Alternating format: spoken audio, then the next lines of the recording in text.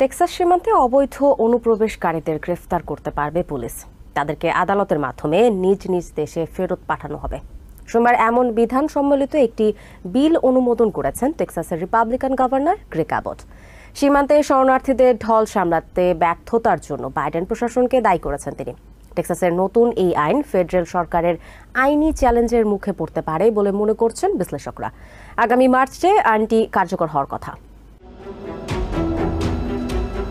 টেক্সাসের eagle pass সীমান্ত এলাকা দিয়ে এভাবেই প্রতিদিন অবৈধ অভিবাসন প্রত্যাশীদের ঢল নামছে। বিপুল সংখ্যক শরণার্থীকে সামাল দিতে হিমশিম খাচ্ছে স্টেট ও ফেডারেল কর্তৃপক্ষ।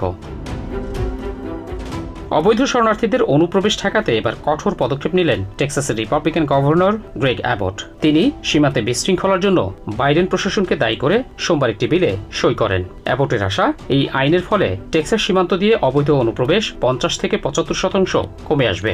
Biden's deliberate inaction has left Texas to fend for itself. অ্যাবটের এই আইনে টেক্সাস সীমান্ত দিয়ে অবৈধভাবে প্রবেশকারী অভিবাসন প্রত্যাশীদের গ্রেপ্তার করতে পারবে পুলিশ। গ্রেপ্তারের পর তাদেরকে স্থানীয় আদালতে হাজির করা হবে এবং আদালত তাদেরকে নিজ দেশে ফেরত পাঠানোর নির্দেশ দেবেন। অ্যাবট দাবি করেন, দেশের সংবিধানে স্টেটগুলোর স্বাধীনভাবে আইন প্রণয়ন ও প্রয়োগের বিষয়টি স্বীকৃত।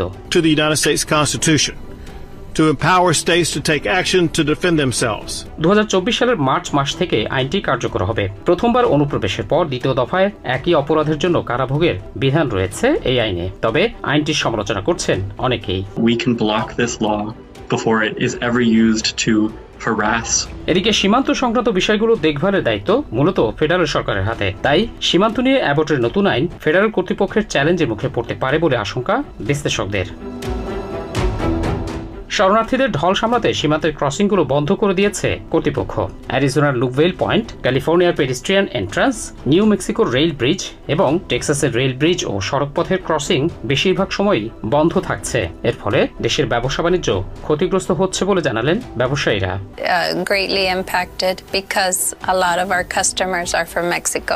সাউথ আমেরিকার দেশগুলো ছাড়াও সম্প্রতি কঙ্গো, গিনি ও সেনেগাল সহ আফ্রিকার বিভিন্ন দেশ থেকে লোকজনকে অ্যারিজোনা সীমান্ত পাড়ি দিয়ে দেশে প্রবেশ করতে দেখা যাচ্ছে। সবশেষ মাত্র 3 সপ্তাহে কমপক্ষে 54,000 অবৈধ অভিবাসন প্রত্যাশী দেশে প্রবেশ করেছে।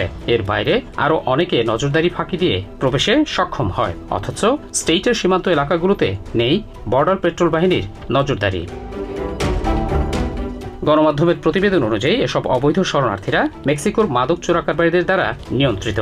উদ্ভূত পরিস্থিতি সামাল দিতে কঠোর পদক্ষেপ নিয়েছেন অ্যারিজোনার ডেমোক্রেটিক গভর্নর কেটি হবস। তিনি বাইডেন প্রশাসনের সিদ্ধান্তের বাইরে গিয়ে সীমান্তে ন্যাশনাল গার্ড সদস্যদের মোতায়েনে একটি নির্বাহী আদেশ জারি করেন। এমনকি সীমান্ত সুরক্ষায় ফেডারেল সরকার অস্বীকৃতি জানাচ্ছে বলেও অভিযোগ তোলেন তিনি।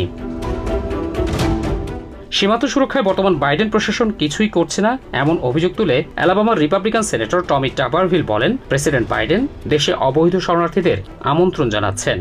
And so they're going to come. Our border patrol agents are overwhelmed. Mohsin Kabir.